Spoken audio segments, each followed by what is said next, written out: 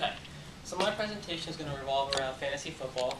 So first we're just going to take a look at how you would play so you get a little better understanding of it. A normal league would consist of about 10 members. Each member is going to have their own team. The teams consist of players that you would draft from a pool of NFL players.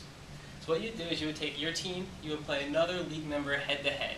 The way the scoring works, whatever your players do in real life is what they're going to do for your team. So say you have Michael Vick on your team. He gets a touchdown on Sunday. Touchdown's worth 6 points, your fantasy team gets 6 points. After all the players play, you tally up the points, and then you get your winner.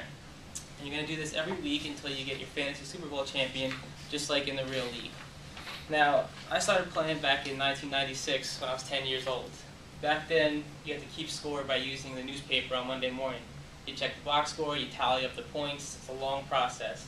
Nowadays, you have ESPN, they do everything for you, it's much easier. The fantasy sports in general, not just football, including baseball, basketball, all of them, total about 35 million American adults. And that's according to the Fantasy Sports Trade Association. Out of those 35 million, 85% play football. It's the most popular sport for fantasy. I play just because I enjoy football. It's a good hobby for friends. A lot of other people play because it's a good way to make some money. There's entry fees in these leagues, and they can be quite a bit. The prize money can be quite large. And also, for businessmen, there's fantasy football leagues and works all over the place now. So I want to talk about the three demographics of fantasy football, which are football fans, gamblers, and businessmen. Now for football fans, fantasy football has done a lot to cater to anybody who just likes their favorite team. So say you're just an Eagles fan, and you watch just the Eagles on Sunday. Fantasy football, you're going to want to watch every game. If you have DirecTV, you can get the Sunday ticket. They show every game. You can even put your fantasy players into the TV.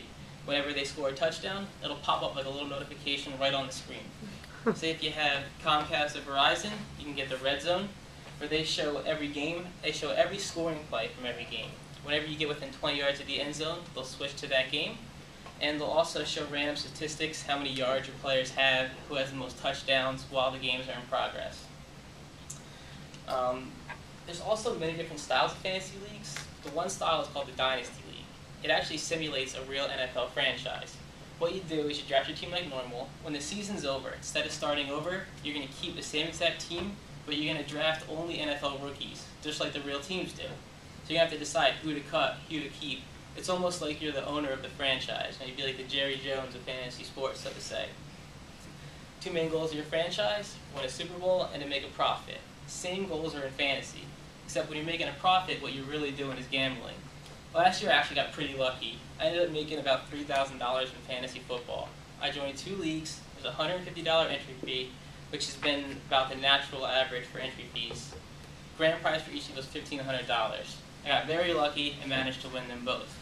It doesn't always happen, but it's nice when it is. And it kind of works just like a casino.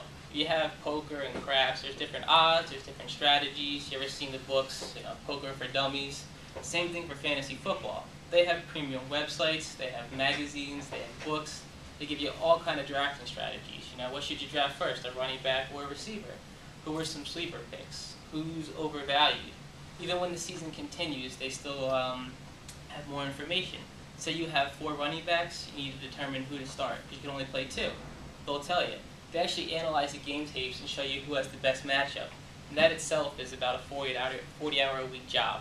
So it's not possible to do. I actually joined one of these websites. It's called rotoworld.com. It's $25 for the whole season. I guarantee you, without this website, I would have never won those 2 leagues. So it's definitely beneficial. And the fantasy football alone, according to the Fantasy Sports Trade Association, is about an $800 million to $1 billion industry annually. Now, it's a booming business. It's also catching the attention of businessmen.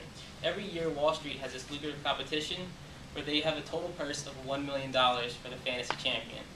Now, most works do free leagues. Obviously, you're not going to want to collect money from your boss. You're also not going to want to have to pay money from your boss. It's just the right thing to do. But it's a great way to make connections at work. If your boss is in the league, maybe your boss's boss, somebody from a different department, it's almost like it becomes a secretive little club, almost like an internal LinkedIn, so to speak.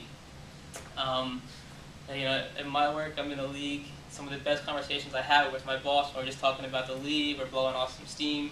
It's nice to change your pace. If your job's like mine, you get stuck in the same conversation with the same people. You know, I can't wait for the weekend. How about the traffic? The weather's awful. It drives me crazy. You know, I love talking sports with different people at work.